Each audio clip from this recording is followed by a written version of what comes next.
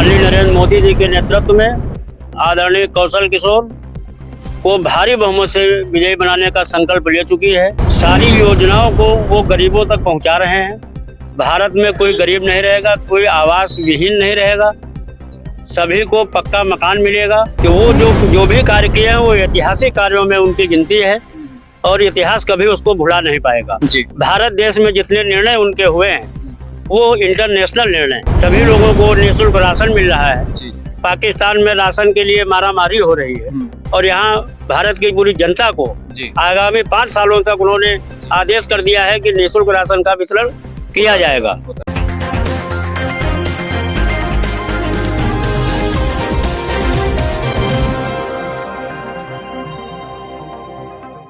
नमस्कार, मेरा नाम है अभिषेक श्रीवास्तव। आप देख रहे हैं जीके न्यूज।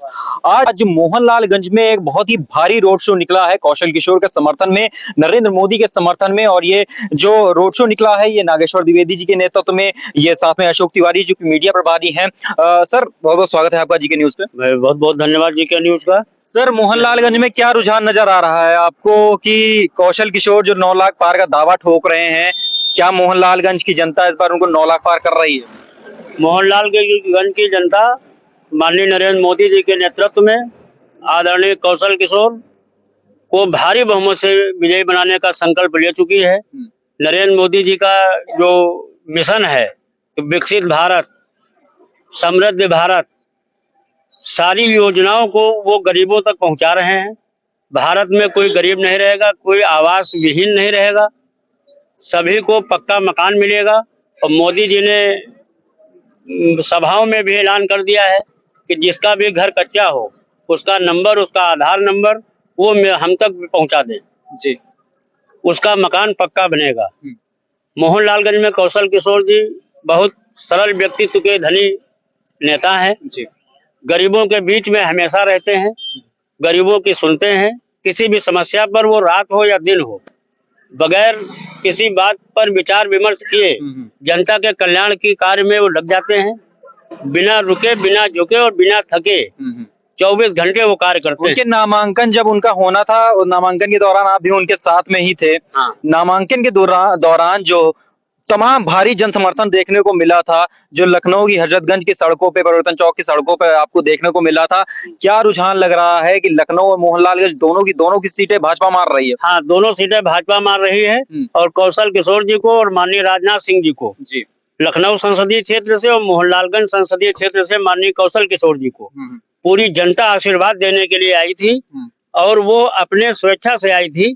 कहीं पर किसी को बुलाने के लिए कोई साधन मुहैया नहीं कराया गया जी। जनता स्वयं चल करके आई थी और यहाँ तक कि कौशल किशोर जी ने जो नामांकन की सिक्योरिटी मनी जमा की है जी, उसको भी जनता ने 1-1 रुपए दे करके पूरा किया है।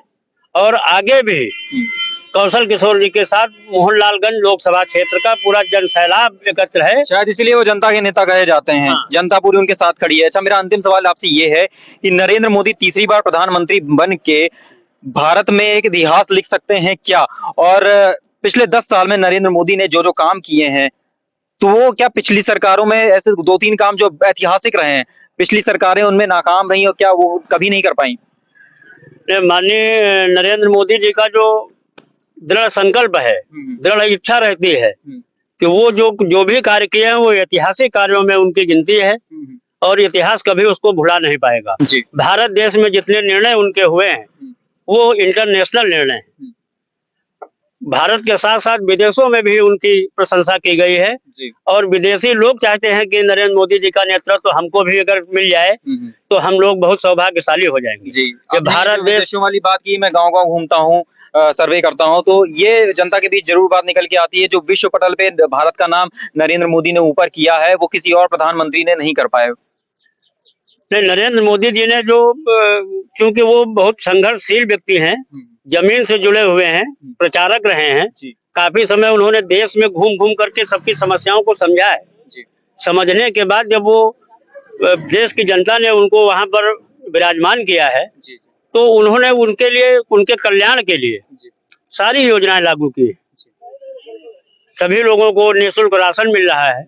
पाकिस्तान में राशन के लिए मारामारी हो रही है और यहाँ भारत की पूरी जनता को जी आगामी 5 सालों तक उन्होंने आदेश कर दिया है कि निःशुल्क राशन का वितरण किया जाएगा। होता रहेगा। तो अब की बार 400 पार, अब की बार 400 पार, अब की बार 400 पार, 400 पार, जिंदाबाद, अब की बार 400 पार, की बार 450 अब की बार 450 पार, अब की बार 400 पार।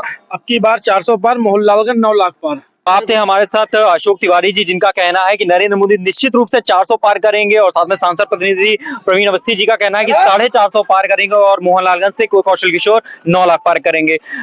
कैमरा पर्सन कीर्ति गुप्ता के साथ मैं अभिषेक श्रीवास्तव, जी के न्यूज।